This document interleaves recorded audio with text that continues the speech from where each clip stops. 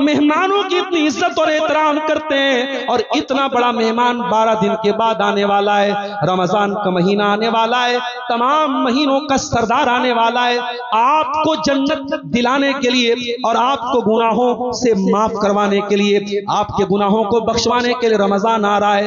میں آپ سے پوچھتا ہوں، اس مہمان کا استقبال کرنے کے لیے آپ کی تیاری؟ کوئی تیاری نہیں ہے۔ فیس بک دھائیں دھائیں چل رہا ہے، انسٹاگرام کی ریل تو دھڑا دھڑ دیکھی جا رہی ہیں۔ اللہ کے واسطے رمضان کے پہلے سوشل میڈیا کا استعمال کم سے کم کر دو، اور کوشش کرو کہ رمضان میں زیادہ ٹائم قرآن کو دو۔ اتنے بڑے امام تھے امام مالک رحمت اللہ علیہ، جو پورے زندگی حدیث کا درس دیا کرتے تھے، لیکن جب رمضان کا مہینہ آتا تھا امام مالک باہر تختی لگا دیتے تھے، ہمارا مدرسہ 1 مہینہ بند رہے گا، رمضان میں ہم حدیث نہیں پڑھائیں گے، رمضان قرآن کا مہینہ ہے، شہر رمضان الذی انزل فیہ القرآن، رمضان ہی کے مہینے میں قرآن اترا ہے۔ وہ فیس بک چلانے والوں، وہ انسٹاگرام چلانے والوں، وہ سوشل میڈیا کے دیوانوں، آؤ عہد کرو، وعدہ کرو، رمضان آ رہا ہے، 1 مہینے کے لیے فیس بک کو طلاق دے دیں گے، 1 مہینے کے لیے واٹس ایپ کو بہت کم استعمال کریں گے، 1 مہینے کو ہم اس 1 مہینے کو قرآن کو زیادہ ٹائم دیں گے۔ ہم سب گناہگار ہیں میرے پیارے ساتھی، ہمیں اللہ کے پاس جانا ہے، اور گناہوں کی بہت بڑی گٹھری ہمارے پاس موجود ہے۔ اس گناہوں کی گٹھری کو اگر ختم کرنا ہے تو توبہ کے آنسوؤں سے ختم کر سکتے ہیں۔ رمضان آنے کے پہلے پہلے کوشش کرو، رات میں 2 بجے 3 بجے جب اللہ تعالیٰ توفیق دے، اٹھ کر کے 2 رکعت نماز پڑھ لو، 4 رکعت پڑھ لو، 6 رکعت پڑھ لو، 8 رکعت پڑھ لو۔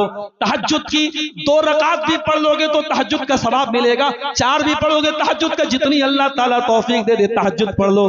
شاید ہمارے راتوں میں پڑھی گئی وہ تہجد اللہ تعالیٰ کو پسند آ جائے اور اللہ ہمارے گناہوں کو معاف کر دے۔ میرے پیارے بھائیوں، جب اللہ حساب لے گا تو ایک ایک چیز کا حساب لے گا۔ ہم نے رات کے 12 بجے جو پاپ کیے ان کا بھی حساب لے گا، ہم نے دن کے اجالے میں جو غلط کام کیے ان کا بھی حساب لے گا، ہم نے پبلک کے سامنے جو غلط کام کیے اس کا بھی حساب لے گا، ہم نے بند کمرے میں جو غلط کام کیے اللہ اس کا بھی حساب لے گا۔ اللہ سے دعائیں کرو، اے اللہ ہمارا آسان حساب لے لے۔ اللہ کے نبی ایک دعا پڑھا کرتے تھے، اللہم حاسبنی حسابا یسیرا، اے اللہ تو میرا آسان حساب لے لے۔ اما عائشہ نے پوچھا، اے اللہ کے نبی آسان حساب کا کیا مطلب ہے؟ آپ نے فرمایا، اے عائشہ آسان حساب کا مطلب یہ ہے انما ذالک العرض، آسان حساب کا مطلب یہ ہے کہ بندے کے نام اعمال اللہ کے سامنے پیش کیے جائیں اور اللہ تعالیٰ نظر انداز کر دے، اللہ تعالیٰ درگزر کر دے، اللہ تعالیٰ معاف کر دے، اللہ پوچھ تاچھ نہ کرے، اللہ جانچ پڑتال نہ کرے، اللہ یہ نہ پوچھے کہ یہ کام تو نے کیوں کیا، کب کیا۔ اگر اللہ پوچھ تاچھ کرے گا تو ہم برباد ہو جائیں گے۔ اس لیے دعا کیا کرو میرے بھائیوں کہ اللہ تعالیٰ درگزر کر دے، معاف کر دے۔ اسی لیے رمضان میں طاق راتوں میں ہم جو دعا پڑھتے ہیں، اتنی بڑی رات ہے صاحب، 1000 مہینے سے بہتر ہے وہ رات۔ 1000 مہینہ کتنا ہوتا ہے؟ کیلکولیٹر پہ جوڑو، 1000 کو بھاگ دے دو 12 سے، 84 سال سے زیادہ کا ٹائم آتا ہے۔ ایک رات کی عبادت 84 سال کی عبادت سے بہتر ہے۔ اس ایک رات میں اللہ کے نبی سے حضرت عائشہ نے پوچھا، اے اللہ کے نبی اگر مجھے لیلۃ القدر مل جائے تو مجھے کیا پڑھنا چاہیے، کیا کرنا چاہیے؟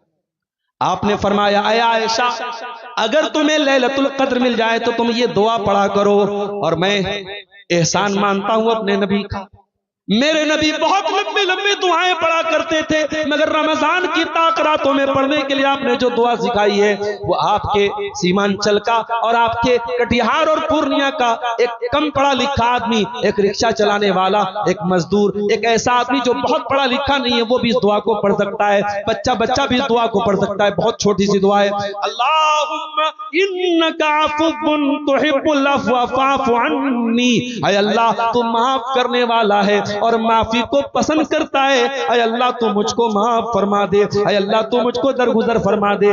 ذرا غور کرو میرے پیارے ساتھیوں، جو رات 84 سال سے بہتر ہے، اس رات میں ہم نے اللہ سے روزی روٹی نہ مانگی، اس رات میں ہم نے اللہ سے زمین جائیداد نہ مانگی، اس رات میں اللہ سے بیوی بچوں کی صحت نہ مانگی، اس رات میں ہم نے مانگا تو کیا مانگا؟ اللہم انک عفو تحب العفو فاعف عنی، اے اللہ تو معاف کرنے والا ہے، تو معافی کو پسند کرتا ہے، اے اللہ مجھ کو بھی معاف